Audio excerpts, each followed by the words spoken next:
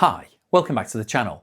In today's episode, I want to talk to you about a very unusual warning that's just come from inside Russia, because Russia's largest bank, Sberbank, has published analysis suggesting that one of the biggest strengths of the Russian economy may actually be turning into one of its biggest problems, and that's the Russian ruble. Now, at first glance, that sounds completely ridiculous. How can a strong currency be a bad thing? Surely if your currency is strengthening, that's a sign that everything is going really well. Surely that's good news. Well, according to senior executives at Sberbank, senior government ministers and a growing number of economists, the reality is much more complicated. And that's because a huge amount of money flowing into the country comes from selling commodities overseas. Things like oil, natural gas, coal, metals, fertilizers, agricultural products. Most of those products are sold internationally in dollars, which creates a rather unusual problem. Because whilst a stronger currency might look impressive on paper, it actually reduces the amount of money exporters receive when those dollars are converted back into rubles. And according to Sberbank's latest publication, that's becoming a growing issue in Russia. In fact, some of Russia's most senior economic figures are now openly suggesting that the currency has become too strong. So in today's video, I want to explain why Russia's strongest currency in years is creating headaches for exporters, why the government is becoming increasingly concerned, why the recent oil price surge linked to the war in Iran hasn't solved the problem, and why this latest Sberbank analysis could be one of the clearest warnings yet that all is not well beneath the surface of the Russian economy. But before we get into the details of all of this, could I ask anybody that hasn't subscribed yet to please hit that red subscriber button and also give me a thumbs up for this video. It doesn't cost you anything and it really does help me with the algorithm and puts a smile on my face. Also wanted to mention that my competition, where you can win my property or a cash alternative prize, is coming to its conclusion. So if you haven't got involved yet and you're thinking about doing so, please scan the QR code on the screen now or click the link in the description below. It will take you through to the independent company that's hosting that competition on my behalf. So let's get back to the details on the ruble. What's particularly interesting about this story is where it's coming from. This isn't a report written by Western economists. This isn't a warning from Washington or Joe Blogs. This isn't a NATO briefing. This is coming directly from Russia's largest bank. And according to comments accompanying the latest Sberbank analysis, the strength of the ruble is increasingly becoming a problem for both exporters and economic growth in Russia. Alexander Vedekin, the first deputy chairman of Sberbank, suggested that a level closer to 90 rubles per dollar would actually be healthier for the economy than the current exchange rate, which has been trading in the low 70s. Now that might sound like a strange statement, because why would anybody want a weaker currency? Well, the answer becomes obvious when you look at how exporters actually make their money. Let me give you a very simple example. Imagine you're selling a barrel of oil for $70 in the international market. If the exchange rate is 100 rubles to the dollar, that barrel generates you 7,000 rubles. Great. However, if the exchange rate strengthens to 70 rubles to the dollar, exactly the same barrel of oil suddenly only generates 4,900 rubles compared with 7,000. The oil price hasn't changed, the volume of oil hasn't changed, nothing has changed apart from the exchange rate, yet the amount of money coming back into the economy has fallen by around 30%. And that's the problem. The stronger the ruble becomes, the less valuable every dollar earned overseas becomes when converted back into rubles. For a country that relies heavily on exports, that is a serious issue. And according to Sberbank, it means many businesses are effectively losing a significant portion of the benefit from higher commodity prices. At this point, there's an obvious question. If a stronger ruble is creating all these problems, why is it still so strong? Surely the authorities could simply allow it to weaken.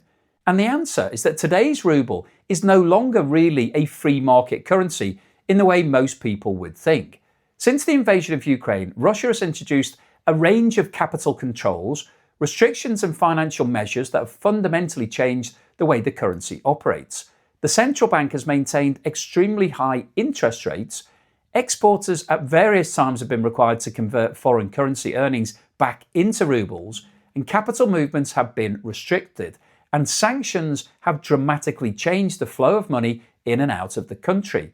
The result of all of this is a currency that is now heavily influenced by policy decisions rather than pure market forces. And for quite a long time, that appeared to be working. The strong ruble helped bring inflation back down. It created an image of stability, and it allowed officials to point to the exchange rate as evidence that the economy was performing far better than many people expected. But here's the irony of the situation. The very policies that helped create a strong currency may now be creating a completely different problem. Because according to Sberbank, the currency has become so strong that it's beginning to damage competitiveness, profitability, and economic growth. In other words, what was once being presented as a success story may now be turning into a liability. This becomes even more important when we look at what's happening in the Middle East. The war in Iran has pushed oil prices significantly higher around the world. Ordinarily, that would be excellent news for Russia. Higher oil prices mean higher export revenues, more foreign currency earnings, and more money flowing into government coffers. However, the latest Sberbank analysis argues that much of that benefit is being offset by the strength of the currency. The country may be earning more dollars per barrel, but those dollars are worth fewer rubles when converted back in Russia. It's almost like trying to fill a bucket that has a hole in the bottom. The extra oil revenue helps, but a significant amount of the benefit leaks away through the exchange rate. And Sberbank isn't alone in raising these concerns. Russia's finance minister Anton Siluanov has publicly stated that the strong ruble is hurting growth. Economy Minister Maxim Reshetnikov has warned some export projects may no longer be economically viable at the current exchange rate. German Gref, the CEO of Sberbank, has described the strength of the currency as counterproductive. And Andrei Kostin, the head of VTB, has also suggested that the current level is problematic for exporters. So this isn't just one economist expressing an opinion. This is becoming a common theme among most of the influential figures in the Russian economy. The concerns go beyond oil and gas. We're also seeing stress across a number of other sectors. Coal producers have reported growing financial difficulties. Parts of the metal industry have seen profits collapse. Agricultural exporters have complained about weaker profitability. And a number of major companies have directly linked deteriorating results to the strength of the ruble. The reason is always the same. Costs are largely incurred in rubles, but revenues are earned in dollars. And every time the currency strengthens, the economics become less attractive. However, there's also another problem here as well. Interest rates. The central bank has been keeping rates at very high levels in order to bring inflation under control. And to be fair, inflation has come down, but high interest rates come with consequences. Borrowing becomes more expensive, investment becomes less attractive, expansion plans get delayed, and companies that are already suffering from weaker export revenues face an additional burden through higher financing costs. As a result, many businesses are now being squeezed from both directions. They're receiving fewer rubles for exports while simultaneously paying more to borrow money. It's a double hit. And that's one of the key themes running through the latest Sberbank analysis. The government faces a challenge as well. Taxes are collected in rubles, government spending is made in rubles, pensions are paid in rubles, military salaries are paid in rubles. Everything ultimately depends on the amount of local currency flowing through the system. So when exporters receive fewer rubles for their overseas sales, government revenue also comes under pressure. That's one of the reasons why recent increase in oil prices haven't translated into the sort of fiscal windfall many people expected. Yes, higher oil prices have helped, but they haven't fully offset the impact of the stronger currency. And perhaps that's the most remarkable part of the entire story. Nobody is arguing that the ruble is weak. Nobody's arguing that it's collapsed. The debate now taking place inside Russia is the exact opposite. The debate is whether the currency has become too strong.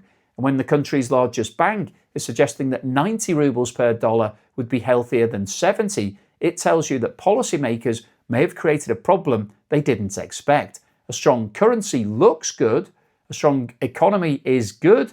The problem is that those two things aren't always the same. And according to Sberbank's latest analysis, the distinction is becoming increasingly important, that basically a strong ruble doesn't mean a strong Russian economy. So I'll keep you posted on any further news and developments, but hopefully you found today's video useful, informative, and most importantly, thought-provoking. If you haven't done so already, please subscribe to the channel.